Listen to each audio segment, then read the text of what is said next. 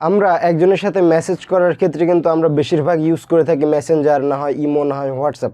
তো আমরা অনেক ক্ষেত্রে কিন্তু মেসেজ করে থাকি বা আমাদের পার্সোনাল কথা আদান প্রদান করে থাকি অন্য একটি মানুষের সাথে বা অপর কোনো ব্যক্তির সাথে।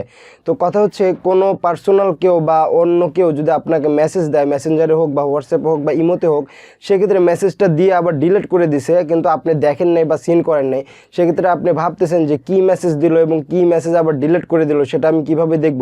মানে এক কথায় হচ্ছে বলা যেতে পারে যে আপনাকে যে মেসেজ দিয়েছে মেসেঞ্জারে বা হোয়াটসঅ্যাপে বা ইমোতে, সেই মেসেজটা যদি অপর ব্যক্তি বা যে ব্যক্তি আপনাকে পাঠিয়েছে সে যদি ডিলিট করে দেয়, সেই মেসেজটা আপনি কিভাবে দেখতে পারবেন বা আপনি সেই মেসেজটা, ডিলিট হওয়া মেসেজটা কিভাবে আপনি আবার পুনরায় দেখতে পারবেন, সেই বিষয়টি নিয়ে আজকে আলোচনা করব। তো আজকের ভিডিওটি কিন্তু খুবই ইন্টারেস্টিং হতে চলেছে বন্ধু। তো ভিডিওটি সম্পূর্ণ দেখবেন। আশা করি এই ভিডিওটি দেখার পরে আপনারা যে কোনো ডিলিট হওয়া মেসেজ খুব সহজেই দেখতে পারবেন। তো আর বেশি কথা বলবো না, ভিডিওটি শুরু করব। শুরু করার আগে বলে নিতে চাই বন্ধুরা, আপনারা যদি আমার চ্যানেলে নতুন হয়ে থাকেন তাহলে অবশ্যই চ্যানেলটি সাবস্ক্রাইব করে পাশে থাকবেন, এবং যদি ভিডিওটি ফেসবুক পেজে দেখে থাকেন তাহলে অবশ্যই পেজটি লাইক দিয়ে ফলো করে দেবেন, যাতে করে নতুন নতুন ভিডিও সবার আগে আপনারা পেয়ে যান। তো চলুন শুরু করা যাক।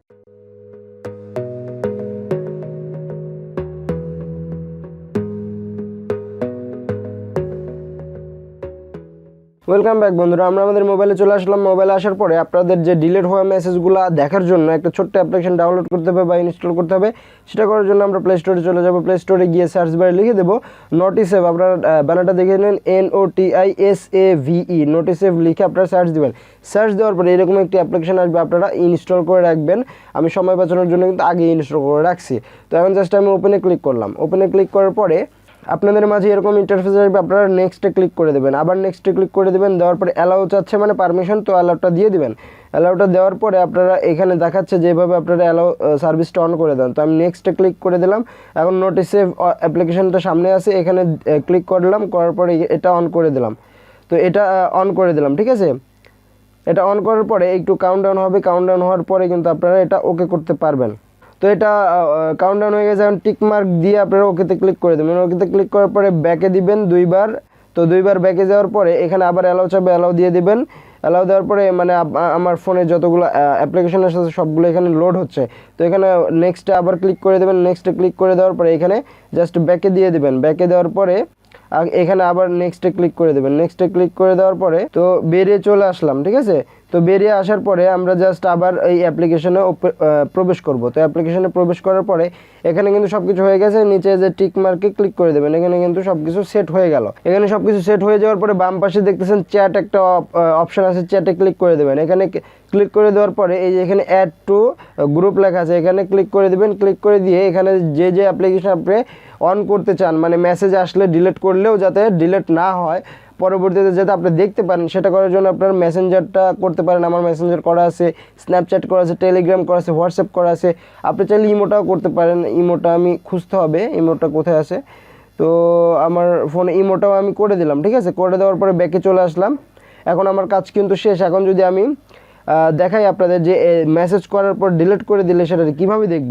তো ধরেন আমার দুইটা হোয়াটসঅ্যাপ আছে। তো আমি হোয়াটসঅ্যাপ থেকে আমি জাস্ট আমি এখানে আমি লিখে দিই যে কেমন আছো, কেমন আছো, মানে আমারই কিন্তু দুইটা আইডি।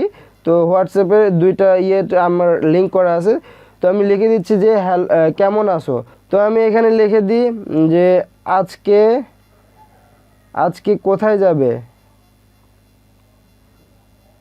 তো আমি জাস্ট এটা লিখে দিলাম, ঠিক আছে। আমি এটা লেখার পরে যাবে হবে, ঠিক আছে। আমি এটা লিখে দিলাম। এখন এটা লেখার পরে আমার কিন্তু মেন আইডিতে কিন্তু মেসেজ চলে গেছে অলরেডি। তো আমি এখান থেকে আমি এটা ডিলিট করে দেবো। তো ঠিক আছে, এটা ধরে আমি ডিলিট করে দিলাম।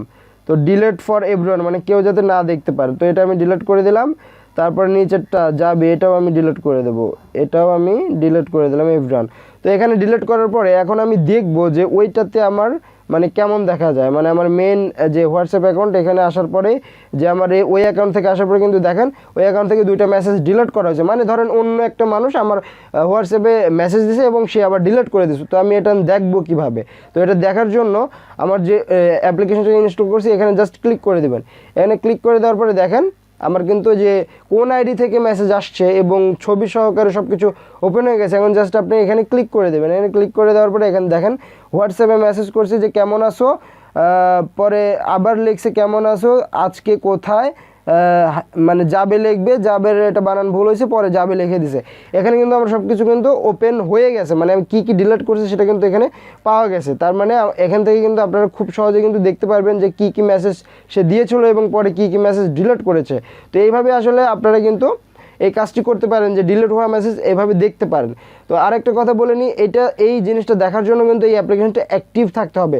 ধরেন আপনি এখানে অ্যাপ্লিকেশনে প্রবেশ করছেন, তারপরে মিনিমাইজ করে আপনি বের হয়ে আসেন, কিন্তু এখান থেকে যে একবারে অল ক্লিয়ার করে দেওয়া যাবে না, ঠিক আছে? ওটা অ্যাক্টিভ থাকলে আপনার এই মেসেজগুলো জমা হয়ে থাকবে আপনার এই নট এ সেভ অ্যাপ্লিকেশনের মধ্যে। তো আজকের ভিডিওটা যদি ভালো লেগে থাকে অবশ্যই আপনারা লাইক দিবেন, বন্ধুদেরকে শেয়ার করে দিবেন এবং আমার চ্যানেলটা সাবস্ক্রাইব করে দেবেন। সবাই ভালো থাকবেন। তো দেখা হবে নতুন কোনো ভিডিওতে, সে পর্যন্ত ভালো থাকুন, সুস্থ থাকুন, আল্লাহ হাফেজ।